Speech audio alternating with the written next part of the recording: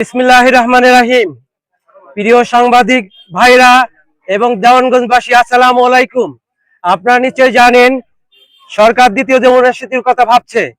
আমরা সেই ভাবনার সাথে একত্রতা প্রকাশ করে আমরা তিস্তা মুখঘাট বাহাদুরাবাদ সেতু আন্দোলন কমিটির পক্ষ থেকে সবাইকে শুভেচ্ছা এবং স্বাগত জানাচ্ছি।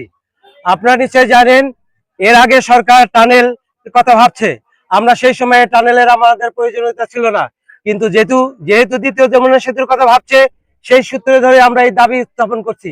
আপনারা জানেন উত্তরবঙ্গের প্রবেশদ্বার হিসেবে বিবেচিত ছিল ফুলছড়ি তিস্তা মুখঘাট। কারণের বিবর্তনে নদী মানে নাব্য সংকটের কারণে এই ঘাটটি চক্রান্ত ভাবে অন্যত্র নিয়ে যে বিলুপ্ত ঘোষণা করা হয়েছে। আমরা আজ বুঝতে পেরেছি, আমরা হাড়ে হাড়ে টের পেয়েছি এই সেতুর অভাবে আমরা ক্ষতিগ্রস্ত, আমরা বিপদগ্রস্ত, আমরা আমাদের কুড়ে কুড়ে খাই প্রতিনিয়ত। এই যমুনার কলা গ্যাসি যমুনা প্রতিনিয়ত আমাদের ঘর বাংলো, আমাদের করতে পারেনি। আমরা প্রতিনিয়ত আমরা জেগে উঠেছি এবং এই সুযোগে আমরা তিস্তা মুখঘাট বাহাদুরাবাদ সেতু দাবি আমরা করছি। প্রিয় বন্ধুগণ, আপনারা নিশ্চয় জানেন আমরা দুই পারের মানুষ। এই যমুনা নদী বিচ্ছিন্ন করলেও সেতুর দাবিতে আমরা এক। সেই আমরা একত্রতা হয়েছি, একত্রতা প্রকাশ করছি, এটার সাথে সংগতি প্রকাশ করছি আজকের এই মানববন্ধনে। প্রিয় বন্ধুগণ, আপনারা নিশ্চয় জানেন উত্তরবঙ্গের পরিবেশ শুধু রংপুর নয়, 16টি জেলা উত্তরবঙ্গের। আপনারা যেটা দেখছেন এখন সিরাজগঞ্জ, সেই সিরাজগঞ্জের লোক টাঙ্গাইল যেতে এই পাশ দিয়ে যেত। আপনারা হয়তো সেগুলো অবগত আছেন, কিন্তু আমরা বৈষম্যের শিকার। তারেক জিয়া আমাদের রাষ্ট্রনায়ক বলছে উত্তরবঙ্গের বৈষম্য দূর করতে সুষম উন্নয়নের মাধ্যমে বৈষম্য দূর করা সম্ভব। আমরা তার এই দাবিকে, তার এই কথাকে শ্রদ্ধা জানিয়ে বলতে চাই, আমরা আর বঞ্চিত হতে চাই না। আপনার কথার সাথে সঙ্গতি রেখে দ্বিতীয় যমুনা সেতু তিস্তা মুখঘাট বাহাদুরাবাদ করার আমন্ত্রণ জানাচ্ছি। আপনারা নিশ্চয় জানেন অন্য অন্য জায়গায় 26 কিলো, 24 কিলো, 25 কিলো সেতুর দরকার নাই। এখানে ফুলছড়ির দুইটি চ্যানেল, একটি বাহাদুরাবাদ চ্যানেল, একটি ফুলছড়ি চ্যানেল। ফুলছড়ি চ্যানেলে 1.5 কিলো সেতু এবং ফুলছড়ি চ্যানেলের 1.5 কিলো সেতু, মাঝখানে একটি দৃষ্টিনন্দন স্টেশন, যেটা ভূপৃষ্ঠ থেকে 20 ফুট উপরে, যেটা হচ্ছে পর্যটকদেরকে আকৃষ্ট করবে এবং এখানে বিদেশি বিনিয়োগ আকৃষ্ট হবে। এবং এক পাশে চরভিত্তিক কৃষি ট্যুরিজম, কৃষি ইপিজেড, আর অন্য পাশে ট্যুরিজম। আপনারা যারা জানেন ভুট্টা, মরিচ, চরের উৎপাদিত পণ্য অন্যত্র চলে যায়। আমরা বলছি এই সেতুর পাশে যে মাছ বরাবর একটা দৃষ্টিনন্দন স্টেশন, যেটা ভূপৃষ্ঠ থেকে 20 ফুট উপরে হবে, যেটা এই এলাকার পর্যটন শিল্পকে বিকশিত করবে। এক পাশে নদী ট্যুরিজম বা চর ট্যুরিজম, আর এক পাশে কৃষিভিত্তিক ইপিজেড।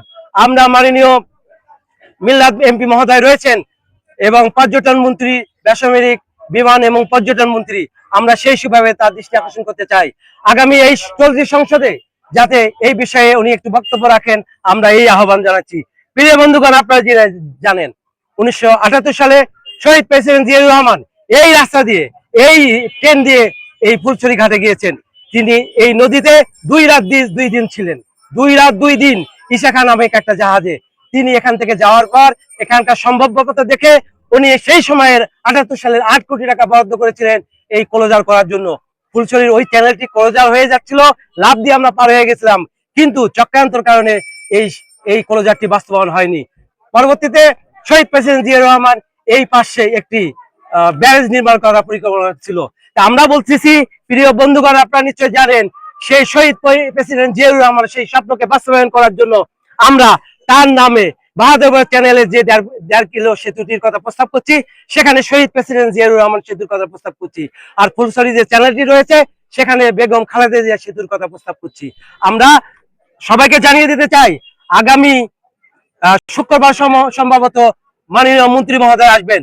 আমরা 60 সদস্যের একটা প্রতিনিধি দল আমরা তার সাথে দেখা করব এবং সেখানে 16টি ইউনিয়নের চেয়ারম্যান মেম্বার, সাংবাদিক প্রতিনিধি, ব্যবসায়ী প্রতিনিধি, আইনজীবী এবং রাজনৈতিক নেতৃবৃন্দ থাকবেন, পেশাজীবী সংগঠনের প্রতিনিধি থাকবেন। আমি টিএনওসি মহের সাথে আজকে কথা বললাম, উনি বলছে তার ওই জায়গাটা ব্যবহার করে উনি থাকবেন। উনি দাবির প্রতি একাত্মতা ঘোষণা করছেন এবং বলছেন এটা চমৎকার একটা আইডিয়া, এই আইডিয়া নিয়ে কাজ করা সম্ভব।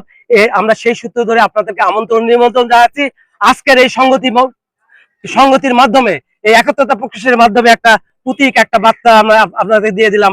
আগামী 31 তারিখে আগামী শুক্রবার মিল্লাত এমপি মহোদয় আসবেন, সেখানে আমরা এই দাবি তুলে ধরবো।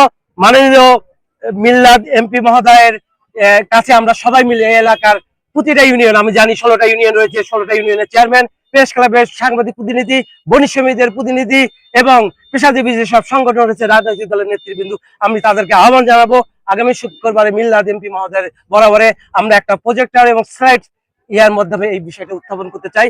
আগামী দিনের সম্ভাবনা সৃষ্টিতে আমরা দাবি করছি তিস্তা মুখঘাট বাঁধের সেতু চাই, আপনাদের সহযোগিতা চাই। আপনাদেরকে অসংখ্য ধন্যবাদ এবং শুভকামনা জানিয়ে শেষ করছি। আগামী দিনের এই মানে বজ্র কণ্ঠ আওয়াজ তুলে বজ্র কঠিন সূচনা সৃষ্টি হলো আজকের এই মাধ্যমে। আপনাদের সবাইকে ধন্যবাদ এবং শুভেচ্ছা জানাচ্ছি। ভালো থাকবেন।